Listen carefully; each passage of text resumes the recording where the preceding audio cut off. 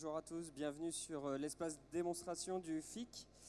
On va commencer cette journée de démonstration avec Arnaud Laprévotte, qui est le cofondateur et le PDG de Libero.net. Arnaud, je vais vous inviter à prendre le micro qui est là et puis c'est parti. Bonjour à tous. Je trouve que, alors déjà je voudrais vous féliciter parce que être là à 9h00 comme ça, c'est un exploit. Et donc je trouve que cette ambiance est particulièrement familiale et nous devrions en profiter. Par exemple, je propose que ceux qui ont pris de mauvaises habitudes à l'école d'être au fond reviennent vers moi, se rapprochent. Comme ça, ce sera plus facile. Puis il y a le bruit qui augmente là à côté. Donc je suis sûr que si vous venez, ça va être mieux. Voilà, bravo, bravo. On l'applaudit, on l'applaudit. Ouais. Ah, quand même, hein, c'est fort. Bon. Ok, alors je vais vous faire une démonstration de ce que nous faisons chez Libero.net et en particulier de Crypt and Drive. Et je vais essayer d'être le plus court possible sur les autres aspects. Et j'essaierai de vous expliquer aussi les aspects crypto. Donc, je vais vous présenter Libero.net en un slide, l'offre, et puis après, pof, on fait la démonstration. Donc, Libero.net, c'est une entreprise qui s'est créée à partir d'un centre INRIA, le centre INRIA Nancy Grand Est. Vous avez le stand INRIA qui est là-bas, juste. Et donc, on est une spin-off et on exploite un brevet INRIA CNRS autour du séquestre numérique à quorum. On est deux créateurs. Moi, c'est pas important, si ce n'est que j'ai travaillé dans le logiciel libre pendant longtemps. J'ai créé une boîte sur le logiciel libre en 96. J'étais ingénieur et ça a marché. On a été racheté par Mandriva en 2007. Ce qui est vraiment important, c'est Bertrand Valrich. Lui est le RSSI historique d'INRIA. C'est-à-dire qu'il a créé la fonction de RSSI chez INRIA et c'est un boulot compliqué RSSI chez INRIA parce que d'un côté, vous allez voir les chercheurs et vous disent « Eh, mon boulot, c'est publier, m'en fous la sécurité ». Et de l'autre côté, vous avez quand même des labos où vous avez par exemple des recherches sur les codes pour simuler de la fusion thermonucléaire ou une explosion thermonucléaire. Et ce code-là, vous n'avez pas forcément envie qu'il se retrouve n'importe où. Donc en fait, c'est un boulot compliqué. Et dans son boulot, il y a différents moments où il a été confronté à des besoins, chercher des produits, il n'y avait pas. Et un des besoins, c'était le séquestre numérique à quorum pour une fonction très spécifique qui était le fait de séquestrer les mots de passe des partitions chiffrées des gens. Ce qui demandait à ce que les gens fassent. Et comme les postes sont administrés par les personnes, il faut un système distribué sur, etc. Il n'y avait pas, il ne trouvait pas. Donc, à la suite de ça, il a écrit un logiciel de séquestre numérique. Il a été voir deux équipes de recherche qui travaillent sur la cryptographie et la sécurité des protocoles. Il a montré ce qu'il avait fait. Et en fait, il a été reçu comme un ingénieur est reçu par des chercheurs, moyennement. Et en fait, ce que les chercheurs lui ont dit, c'est là, dans ton système tel que tu l'as conçu, il y a des trous là. Mais nous, on travaille sur un système de vote électronique qui a des propriétés de sécurité qui ont été prouvées de manière formelle. Donc c'est mathématique la sécurité du système. Et tu peux en fait couper un morceau là dans notre système et tu vas obtenir exactement ce que tu veux. Il a regardé leur code, il a tout mis à la poubelle et il a tout réécrit. Mais c'est comme ça que ça a démarré. Et Bertrand faisait des présentations. Il a fait une présentation au Clusir Est, Grand Est. Et il y avait les gens de la Banque Postale qui étaient dans la salle qui ont dit « Mais attends, ton truc là, nous, on veut, mais on veut pas là, les clowns en sandales en terre cuite et tout ça là, dans les centres de recherche. On voudrait une boîte derrière. » Et c'est à partir de ça qu'on a créé l'entreprise.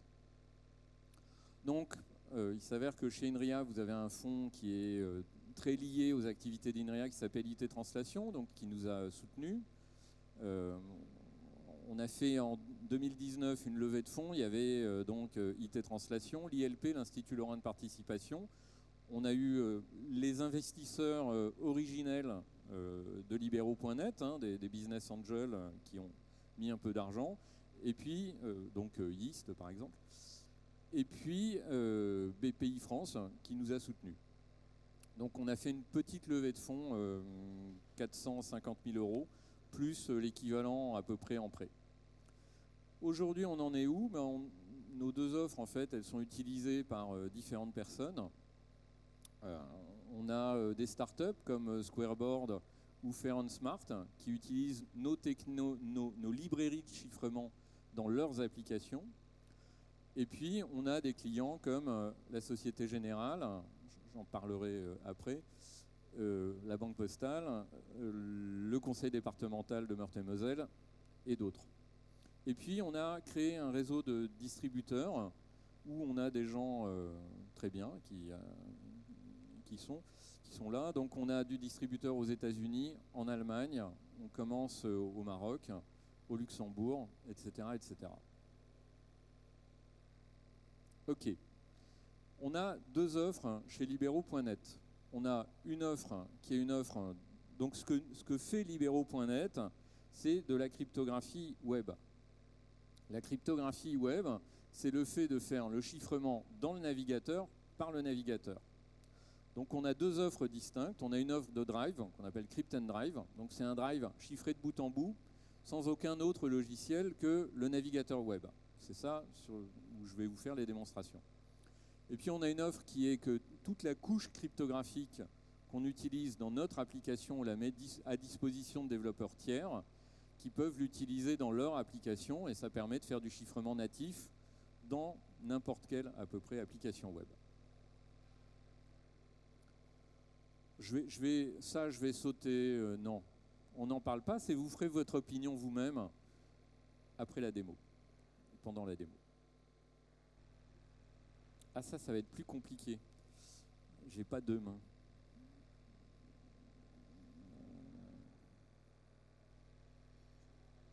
Ah ouais, ça serait pratique. Ah, je suis désolé. Ça marche là? Ah, faut le mettre plus proche. Ouais. Ok. Alors. Donc, notre système, c'est un site web. C'est vraiment un site web. Il n'y a pas de plugin, il n'y a pas de plugin, il n'y a pas de logiciel installé sur le poste. C'est un site web. Donc, la première chose qu'on fait avec un site web, c'est on se connecte.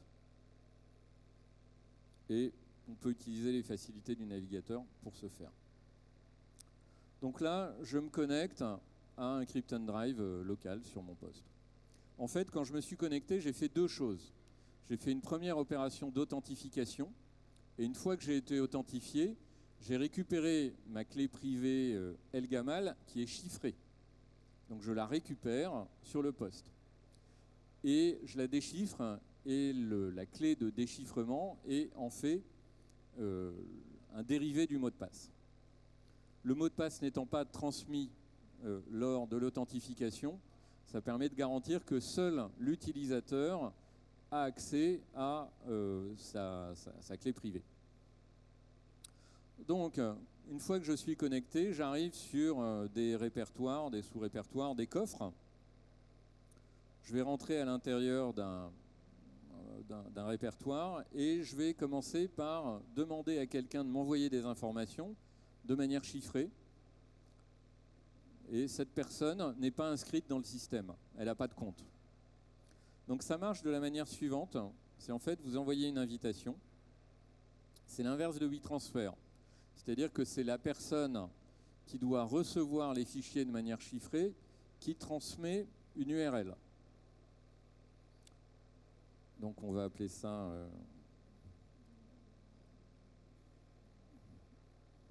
démofic. Je pourrais directement générer l'URL ou je peux simplement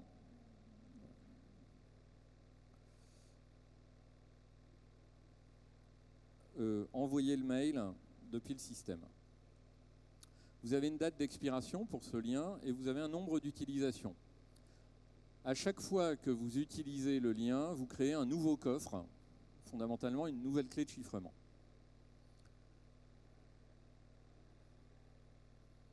Donc là, je viens de créer mon invitation. Et si je vais voir dans les mails de monsieur A, je vois qu'il y a un nouveau mail.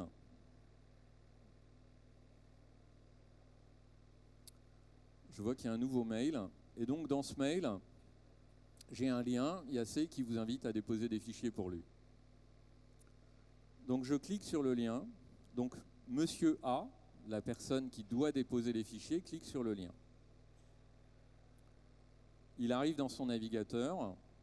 Alors il peut utiliser le bouton plus ou il peut directement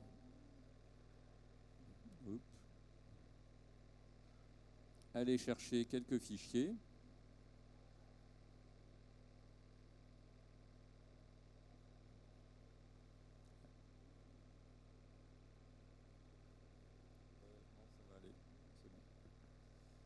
Ok, donc j'ai déposé les fichiers sur la page. Je mets un message. Au moment où je fais chiffrer envoyer, donc ce qui se passe, c'est que d'abord, on a une clé AES qui est générée. Cette clé AES est chiffrée avec la clé publique de la personne qui a fourni le lien. Les fichiers sont chiffrés en AES 256 et sont remontés sur le serveur. Les fichiers et le message.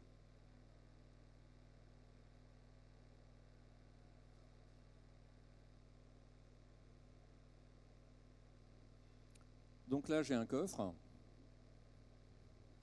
ici. Et donc,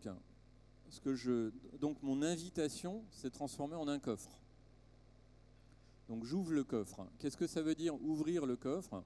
Ça veut dire que j'utilise la clé privée qui est dans la mémoire du navigateur pour déchiffrer la clé AES symétrique qui a été utilisée pour chiffrer le fichier.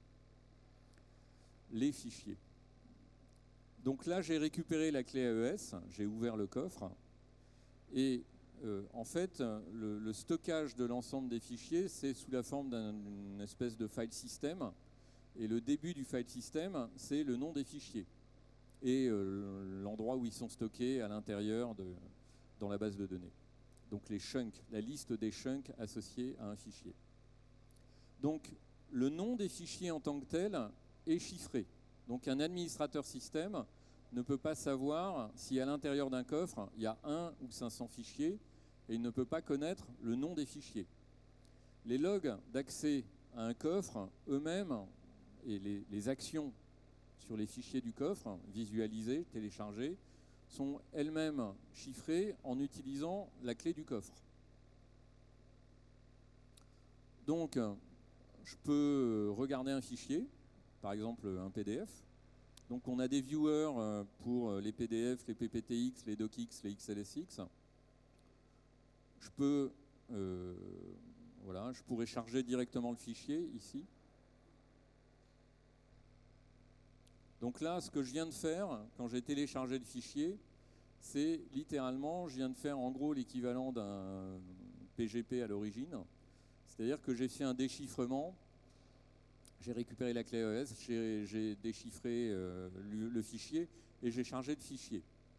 Donc je viens de faire du chiffrement bout en bout et si vous réfléchissez bien, A, la personne qui a envoyé les fichiers, qui les a mis à disposition, A n'a pas de compte, il n'y a pas eu d'échange de mot de passe, il n'a pas de logiciel sur son poste, tout ce qu'il a c'est un navigateur. En gros, il a un ordinateur, on va dire, avec une interface graphique. Et pourtant, on a fait un échange chiffré de bout en bout, un partage chiffré de bout en bout. Donc ça donne une facilité d'utilisation qui est forte. Le fait d'avoir des viewers associés aux différents types de fichiers permet, on va le voir dans les droits, de mettre en partage en visualisation seule. Donc là, c'est un DocX quelconque. Pareil, on a un viewer associé où un PPTX.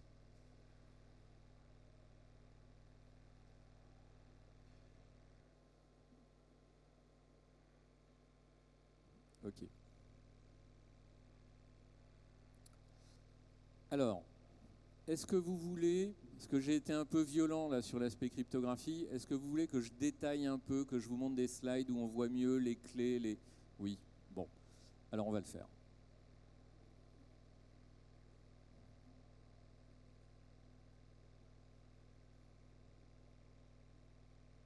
Donc, reprenons.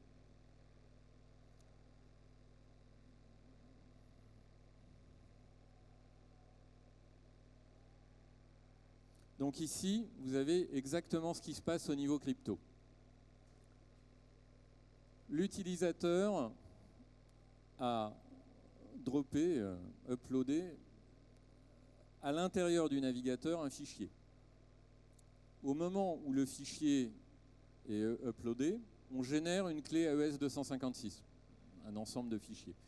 On génère une clé AES 256. On utilise la clé AES 256 pour chiffrer le fichier. Et on va stocker le fichier ou les fichiers chiffrés sur le serveur. La clé AES 256, en fait, on récupère la clé de la personne pour laquelle on chiffre, la clé publique de la personne pour laquelle on chiffre, on la récupère et on l'utilise pour faire le chiffrement en LGAMAL 2048 de la clé AES 256. Et puis, ici, on stocke la clé chiffrée. Alors, le chiffrement mixte, comme ça que ça s'appelle, il a deux intérêts.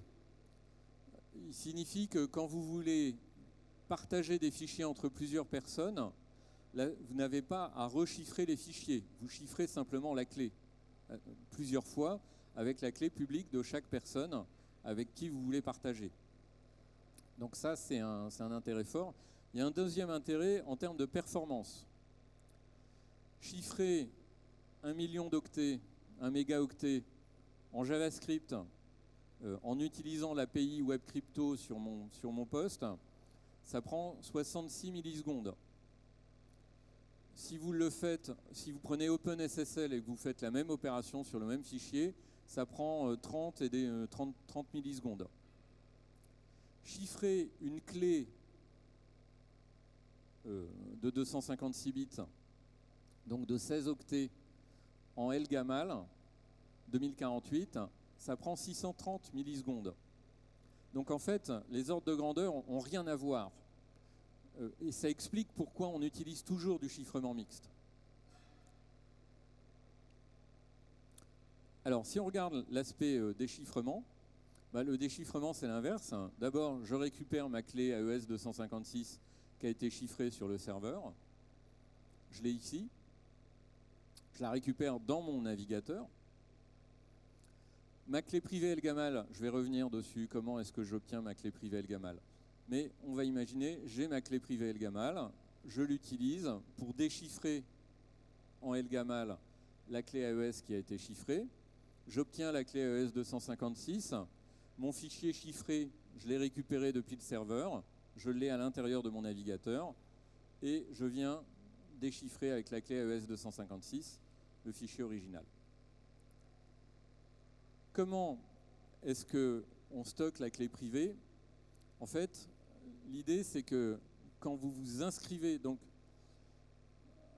le vrai problème d'un système cryptographique n'est pas la cryptographie.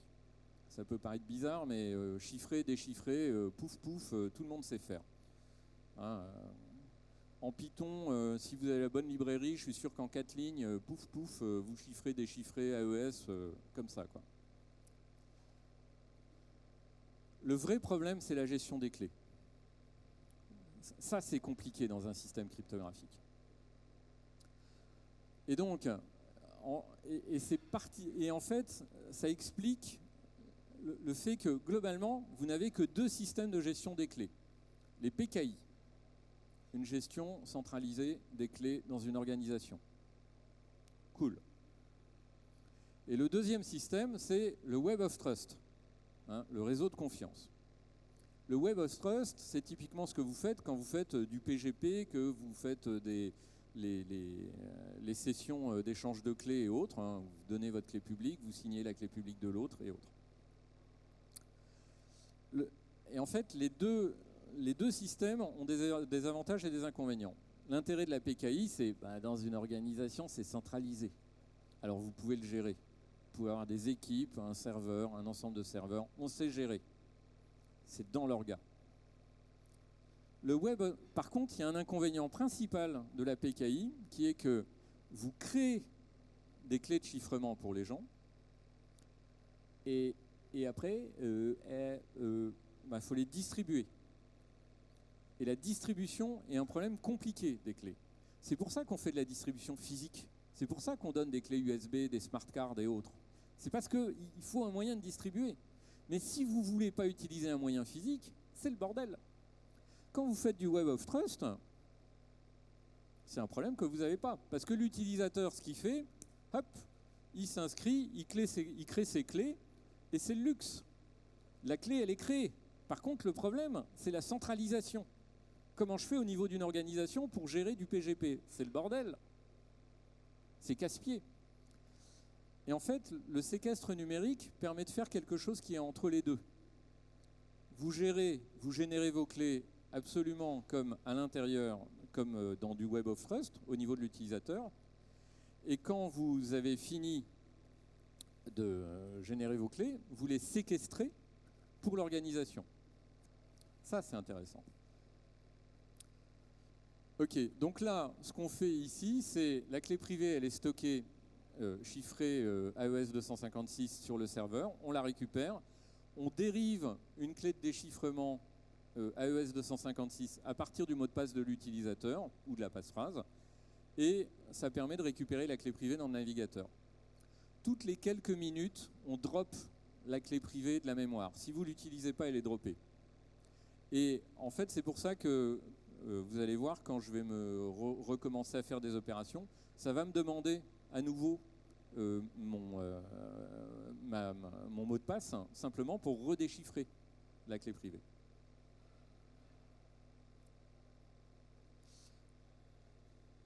Ok.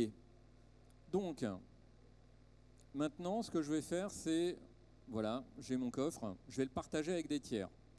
Partager avec quelqu'un où la personne, elle est déjà à l'intérieur du système. Donc, par exemple, Monsieur Bravo.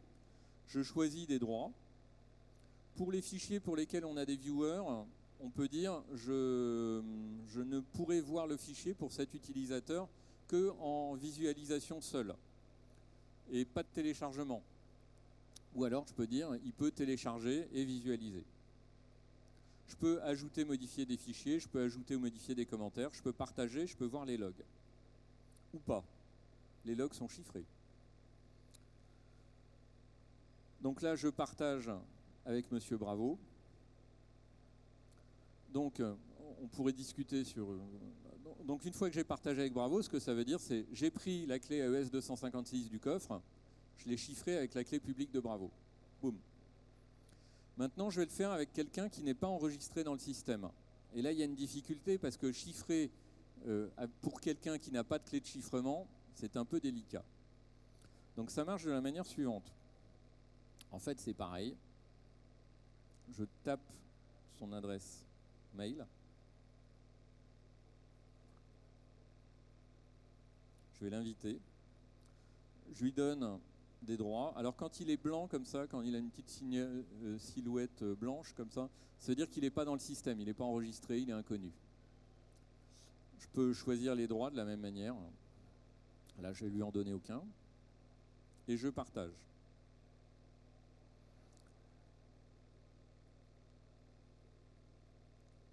Donc, j'arrive ici. Je vais voir que Monsieur Bill a reçu un mail. Le mail de Bill, c'est en fait, on a partagé une information pour vous, démofique machin, pour accepter le partage, connectez-vous ici. En fait, c'est une procédure d'enregistrement. Donc, Monsieur Bill, on va lui choisir un mot de passe.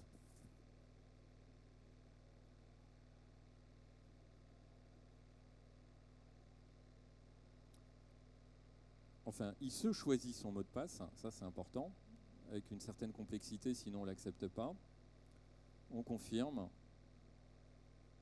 on se connecte.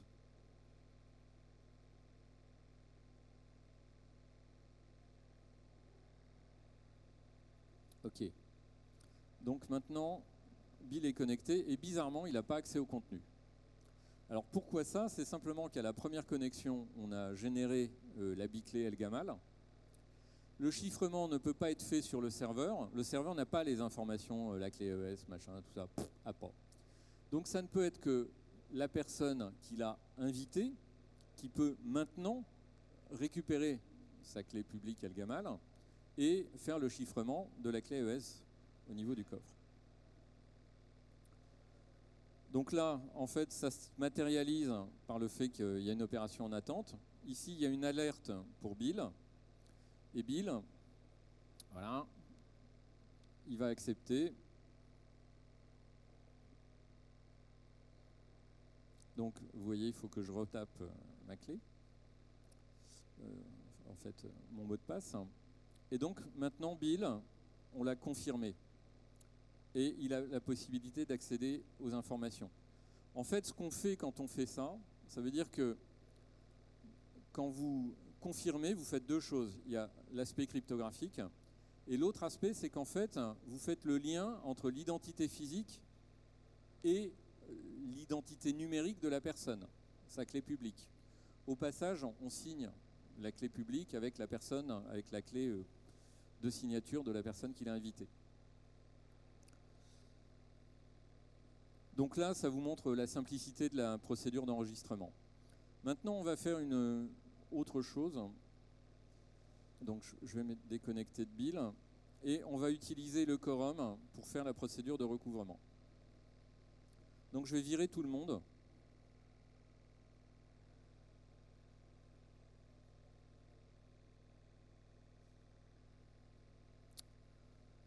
Et c'est, pas de chance, il est au FIC et son portable est déchargé. Et pourtant, on a absolument besoin d'accéder à ces informations dans l'organisation. Donc à ce moment-là, on fait appel au quorum. Donc il y a 3 personnes dans le quorum.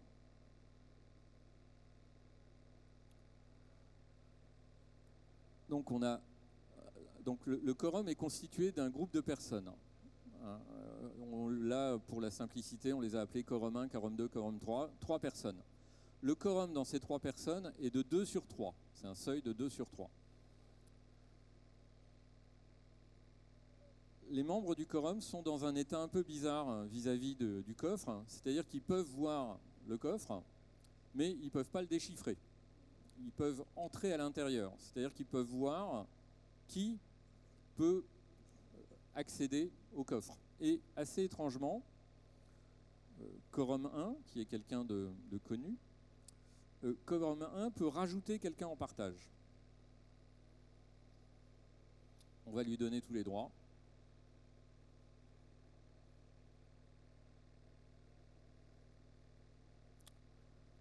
Donc, il doit accepter, c'est pas important. Je me connecte en tant que Bravo. Et en fait, Bravo ne va pas avoir accès. C'est un peu étrange, il n'a pas accès. Il va voir de la même manière le coffre, mais il ne peut pas le déchiffrer.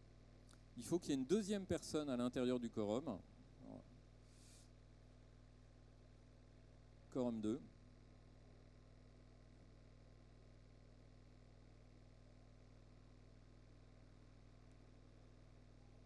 Qui se connecte. Une autre personne connue. Et donc, cette personne est dans le même état que quorum 1. Elle doit accepter l'accès de Bravo. À aucun moment, quorum 1 ni quorum 2 ne peuvent déchiffrer. Pourtant, maintenant, si je regarde, ici, Monsieur Bravo a la capacité de déchiffrer. Ça, c'est basé sur 2 choses. C'est basé sur du chiffrement à seuil El-Gamal. où ce sont les déchiffrements successifs des membres du quorum qui conduisent au déchiffrement, et le fait qu'en fait ça a été, vous avez la clé de contenu chiffrée par la clé publique du groupe à quorum, surchiffrée au moment où vous avez partagé avec Bravo, avec la clé publique de Monsieur Bravo.